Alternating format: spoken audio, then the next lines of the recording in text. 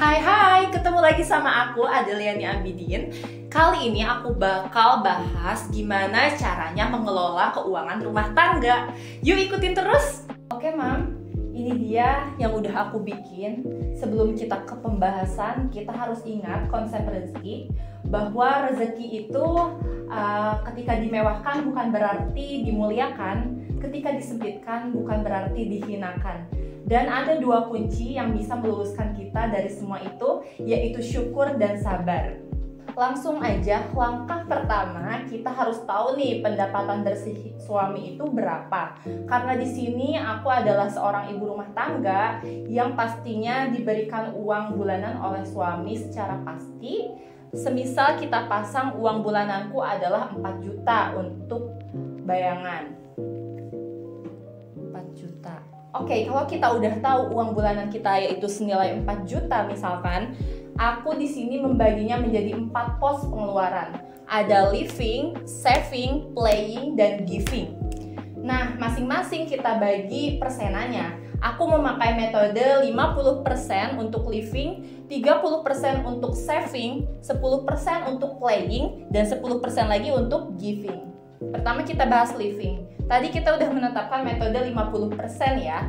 50% dari 4 juta adalah 2 juta. Living ini berisi apa saja sih? Di pos living ini ada kebutuhan pokok seperti makan, terus juga ada listrik, air plus pulsa, skincare, toiletries, terus juga ada kebutuhan anak, iuran warga, semua yang wajib-wajib, dan juga bensin untuk yang punya kendaraan. Lanjut ke pos saving. Saving di sini adalah menabung istilahnya. Di sini aku mengalokasikan 30% dari 4 juta yaitu 1.200.000 ya teman-teman. Nah 1.200.000 ini kita bisa uraikan menjadi investasi pendidikan anak, itu aku alokasikan 250.000. Kesehatan 200.000. Ini bisa juga untuk yang punya anak balita, untuk imunisasi ataupun untuk kontrol ke DSA dan sebagainya. Lalu yang ketiga ada rumah.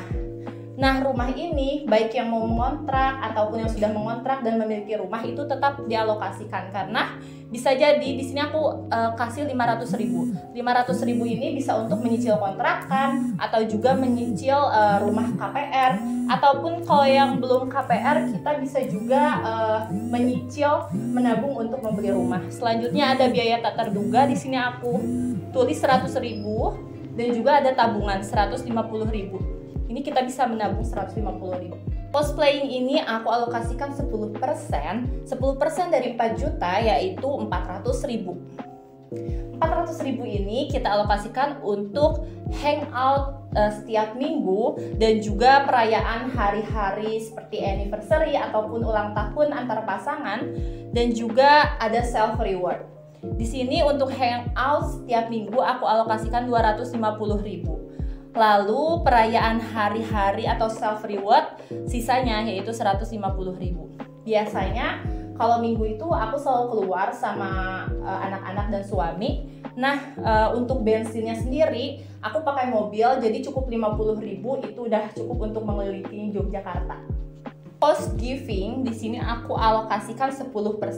10% dari 4 juta yaitu 400.000. Nah, 400.000 ini bisa kita alokasikan untuk sedekah, ataupun misal ada yang nikahan atau ada yang sakit atau ada yang meninggal, di sini bisa masuk. Terus yang kedua, untuk ketenangan batin kita bersama, kami memilih untuk memberikan orang tua masing-masing. Di sini ada pemberian untuk orang tua. Biasanya untuk pemberian orang tua ini kita gilir, misalkan hari ini bulan ini memberi ke orang tuaku, lalu bulan depannya memberi ke orang tua suamiku. Tadi kan pos-posnya udah dibagi. Semisal kalian menarik uangnya sekaligus, itu aku biasanya taruh di amplop-amplop yang udah aku namain. Jadi amplopnya itu dipisah antara 4 pos tadi, lalu aku simpen di tempat yang baik. Tapi kalau misal nggak langsung ditarik, karena nih misalkan contoh aku punya rekening banyak, untuk pos living aku simpen di BCA, untuk pos saving aku simpen di BNI, dan seterusnya.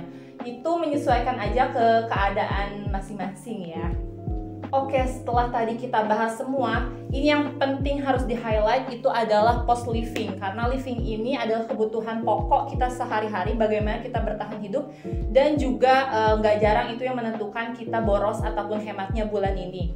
Nah, makanya di sini aku bahas lagi khusus untuk post living. Post living tadi adalah 2 juta ya teman-teman. 2 juta ini aku bagi jadi 2 pos lagi, yaitu post survive 1 dan post survive 2. Di survive 1 itu adalah kebutuhan pokok yang paling pokok dan mendasar, yaitu makanan. Di sini kita uraikan beras. Beras di sini aku alokasikan 150.000.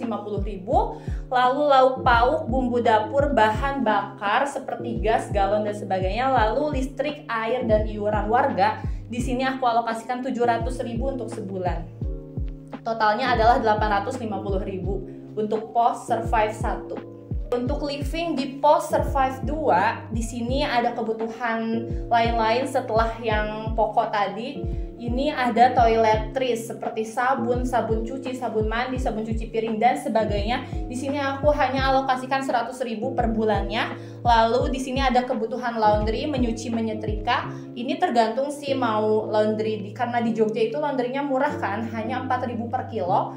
Jadi untuk segini tuh cukup, relatif cukup. Aku alokasikan 100.000, tapi bisa juga kalian nyuci sendiri biar lebih hemat. Terus juga ada kebutuhan pampers anak itu 300.000 per bulannya.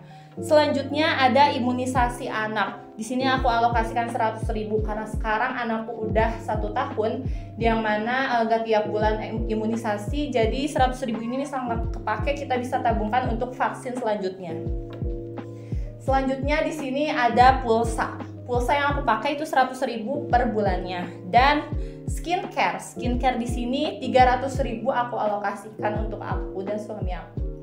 Selanjutnya di sini ada bensin. Bensin itu karena aku ada mobil dan juga ada motor, makanya aku bagi 2 karena bensin mobil hanya dibutuhkan saat minggu aja. Minggu itu 50.000 udah cukup keliling Jogja, dan juga motornya 50.000. Lalu kebutuhan lain-lain di sini kita sisakan, sisanya totalnya 1.150.000, pas 2 juta. Nah, itu dia tadi tips-tips mengatur keuangan rumah tangga. Kalian bisa mencontoh dan menyesuaikan dengan pendapatan kalian masing-masing. Oke, semoga bermanfaat buat kalian semua. Jangan lupa di like, comment, and subscribe. Sampai jumpa di video selanjutnya.